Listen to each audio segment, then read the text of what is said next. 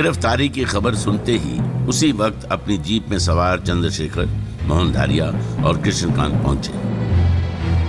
लेकिन तब तक जेपी को पुलिस जीप में बैठाया जा चुका था। जेपी के पीछे चंद्रशेखर भी जीप से पार्लियामेंट थाने पहुंचते हैं।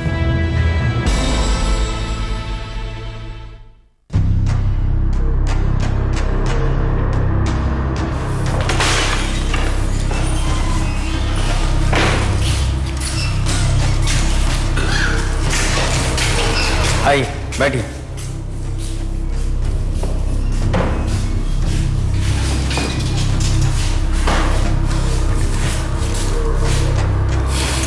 राम सिंह, पानी पिलो।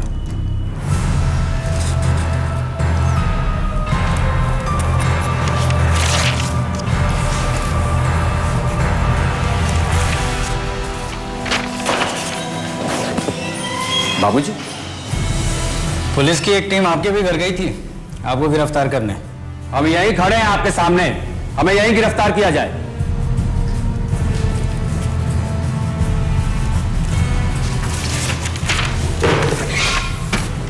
हेड ऑफिस भेज देना इसको।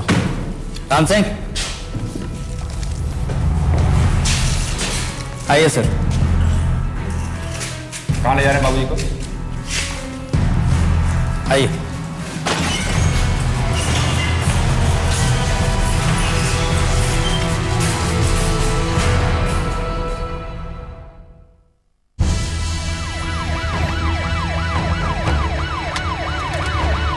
कुछ देर बाद ही जेपी को पार्लियामेंट थाने से हरियाणा में सोना के एक गेस्ट हाउस में ले जाया जाता है। वहां मोरारजी देसाई को भी रखा गया था, लेकिन दोनों को मिलने नहीं दिया गया। जेपी का स्वास्थ्य खराब था, इसलिए उन्हें 2 दिनों की डॉक्टरी जांच के लिए एम्स लाया गया, जहां से उन्हें भारतीय वायुसेना के एयरक्राफ्ट से चंडीगढ़ के अस्पताल पीजीआई शिफ्ट कर दिया गया। और इसके बाद जो शुरू हुआ वो जेपी के जीवन का सबसे लंबा और कठोर दमन था। इधर मोरारजी देसाई और चौधरी चरण सिंह को भी बंदी बना लिया गया। सुबह होते होते बेंगलोर में समाजवादी नेता मधु दंडवते के साथ जनसंघ के अटल बिहारी वाजपेयी और लाल कृष्ण आडवाणी को भी गिरफ्तार कर लिया गया।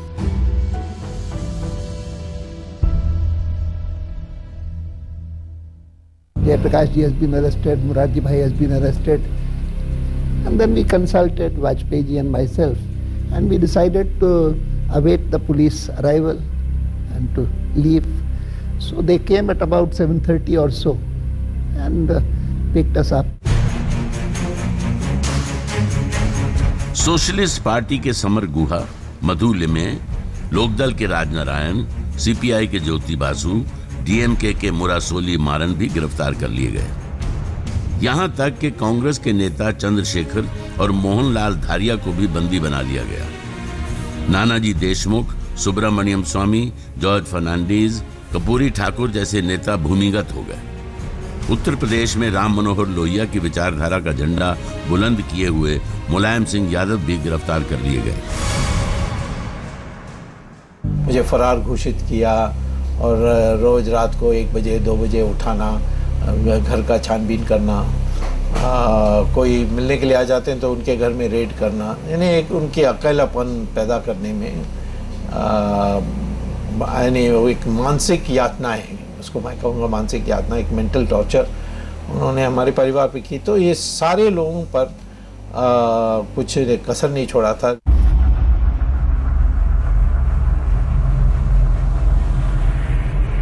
Maintenance of internal security act यानी मीसा के तहत देश भर से करीब 36,000 लोगों को जेलों में डाल दिया गया। अकेले बिहार से लगभग 2,500 लोग जेलों में बंद किए गए, जिनमें लालू प्रसाद यादव, सुशील कुमार मोदी, शिवानंद तिवारी, नीतीश कुमार जैसे छात्र नेता भी शामिल थे। 1 लाख आदमी डिटेंशन में थे और कोई मुकदमा नहीं था। तो 1 लाख आदमी आप समझ लीजिए कि विदाउट ट्रायल थे। अच्छा, जिसमें थोड़ी देर के लिए मैं भी था जेल में, लेकिन क्या कसूर, मैंने तो लिखता हूं, मैंने तो और तो कुछ किया नहीं। लगभग 1,40,000 लोग जेल में थे। उसमें बहुत लोग विद्यार्थी थे और वो मामूली मामलों में पकड़े गए थे। कोई अपराध का रजिस्टर करने का तो सवाल नहीं था। वो मीज़ा वारंट था, maintenance of internal security act, और उसमें कई ऐसे विद्यार्थी थे जिनके बदन में सिगरेट की बट, जलाई हुई सिगरेट की बट को दबा करके उनसे किसने पोस्टर तैयार किया, कौन है, कहाँ छिपा हुआ है, इस तरीके से यातनाएं बहुत हुई थी। मीसा एक्ट में लालू प्रसाद यादव बंद थे। उनके घर उसी वक्त बेटी का जन्म हुआ जिसका नाम ही उन्होंने मीसा रख दिया। गिरफ्तारियों का सिलसिला थम नहीं रहा था। सिर्फ 48 घंटे में 250 लोग गिरफ्तार कर लिए गए और समूचे आपातकाल में यह आंकड़ा 34,630 का था। दरअसल आपातकाल की सत्ता संजय गांधी थामे हुए थे और उनकी नई चौकड़ी एक सफदरजंग से लेकर पीएमओ के हर फैसले पर नजर रखी हुई थी। इस चौकड़ी में कौन था? इसमें दरअसल अतिरिक्त सुरक्षा मंत्री बंसीलाल, सूचना प्रसारण मंत्री विद्याचरण शुक्ल, गृह राज्य मंत्री ओम मेहता और राजेंद्र कुमार धवन जी, आर.के. धवन सबसे ताकतवर। उनकी अनुमति के बगैर पीएमओ में पत्ता भी नहीं गिरता। लेकिन अब बारी थी सेंसर की।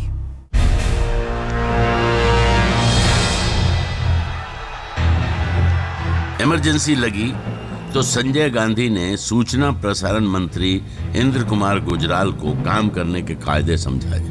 गुजराल ने कायदे समझने के बदले इस्तीफा दे दिया। संजय गांधी ने 28 जून की दोपहरी में मध्य प्रदेश के नेता विद्याचरण शुक्ल को सूचना और प्रसारण मंत्री बना दिया। मंत्री बनते ही इमरजेंसी का एहसास तुरंत शुक्ल ने कराया। 1 बजे विद्याचरण शुक्ल सूचना प्रसारण मंत्री बने। 2 बजे पीआईबी के प्रमुख सूचना अधिकारी डॉक्टर ए.आर. बाजी को मंत्री महोदय ने बुलाया और 4 बजे दिल्ली के प्रमुख संपादकों की बैठक बुला ली। सूचना प्रसारण मंत्री ने बैठक में मौजूद संपादकों को बता दिया कि अब अखबार कैसे निकलेंगे और उसमें क्या छपेगा।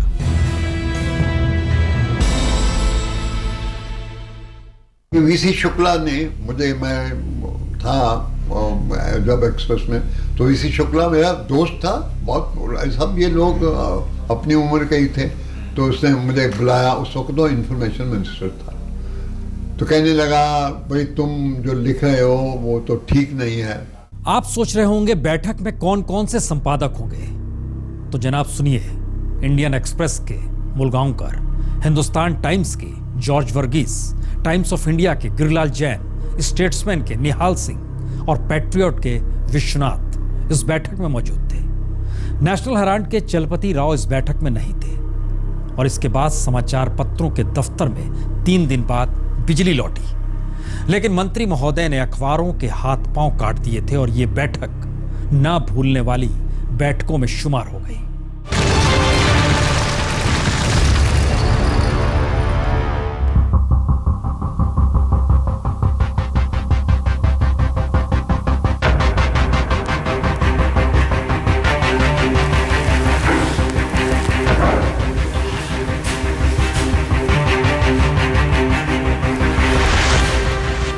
सरकार संपादकों के कामकाज से खुश नहीं है। आप लोगों को अपने तौर तरीके बदलने चाहिए।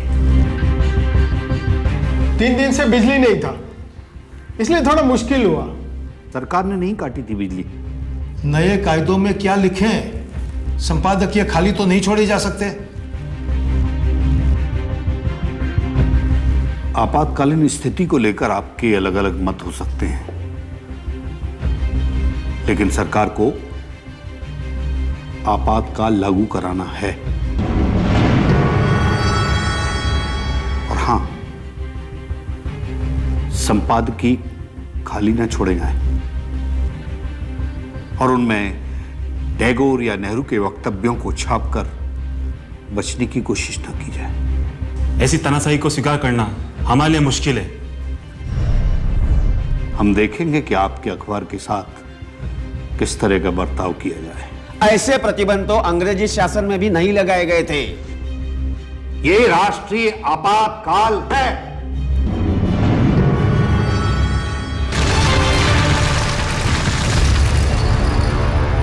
The emergency was declared and there was complete pandemonium in the Times of India office.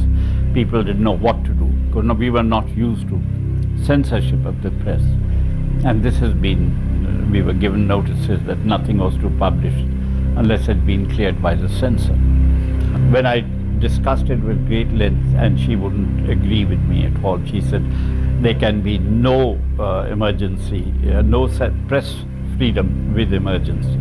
They have to toe the line. Everything was done according to law. Even press censorship was done according to law. The law may be bad. Emergency was promulgated, that much bad, but they were under certain provisions of the Constitution, which were later on deleted. But they were under law of the land at that particular moment, that time. They were not illegal acts or they were not high-handed acts against the law. तो अखबारों की बाहें मरोड़ने का काम शुरू हो चला था। विद्याचरण शुक्ल ने फिल्मों में दखल देना इसके बाद शुरू किया। किशोर कुमार युवक कांग्रेस के कार्यक्रम में नहीं आए तो आकाशवाणी और दूरदर्शन पर उनके गीतों पर रोक लगा दी गई। लता मंगेशकर को एक युवा नेता के घर गाने के लिए जबरदस्ती बुलावा भेजा गया। लता ने इनकार किया तो मंत्री महोदय ने तंग करना शुरू कर दिया। जेपी सिप्पी से मंत्री महोदय के करीबी रिश्ते थे तो शोले ना सिर्फ सेंसर से चंद घंटों में पास हो गई बल्कि विदेश भेजी जाने वाली प्रतियां भी बिना किसी जांच के जाने दी गई। लेकिन सवाल आगे का था। राष्ट्रपति का अध्यादेश आया और प्रतिबंध चरम पर पहुंच गया। 28 जून को राष्ट्रपति फखरुद्दीन अली अहमद ने संविधान की धारा 14, 19, 21 और 22 को स्थगित कर दिया, जिसके बाद देश की जनता से उसके मौलिक अधिकार छीन लिए गए और किसी को कभी भी कहीं भी गिरफ्तार करने के लिए सरकार स्वतंत्र थी और नागरिक के पास न्यायालय जाने का कोई रास्ता नहीं बचा था।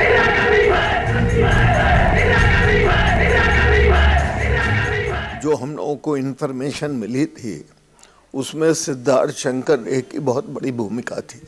उनका एडवाइस था कि इमरजेंसी लगा के इसको कंट्रोल करिए।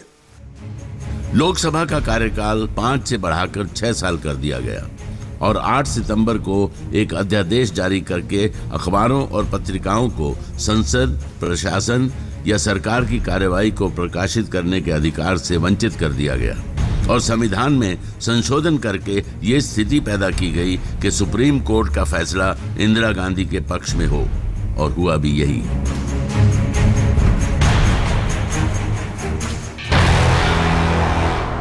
सात नवंबर 1975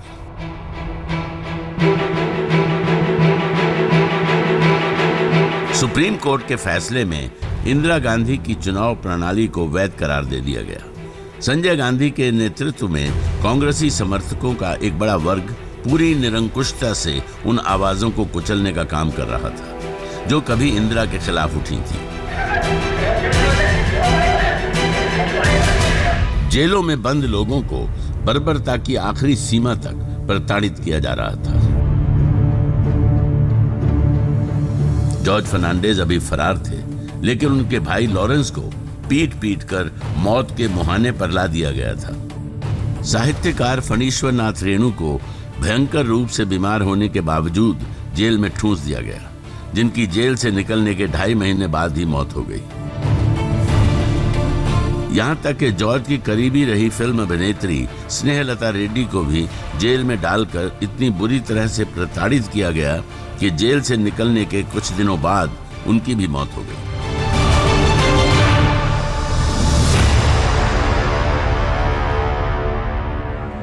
हाँ, बहुत लोग मरे इसमें पीछे। नहीं, जहाँ भी उनको लगा कि किसी संगठन के जानकारी रखने वाले लोग उनको तो पीटा ही, और उनके कई ऐसे बुरी क्योंकि डिस्ट्रिक्ट्स में कोई कंट्रोल नहीं थी। अब तिहाड़ जेल में कोई है तो ऐसा कम होता था, लेकिन डिस्ट्रिक्ट जेल्स में तो कोई कंट्रोल ही नहीं था। और फिर एक सॉलिटरी कन्फाइनमेंट, अकेला रखना, और भी बड़े बड़े नेताओं को रखना, ये बहुत था।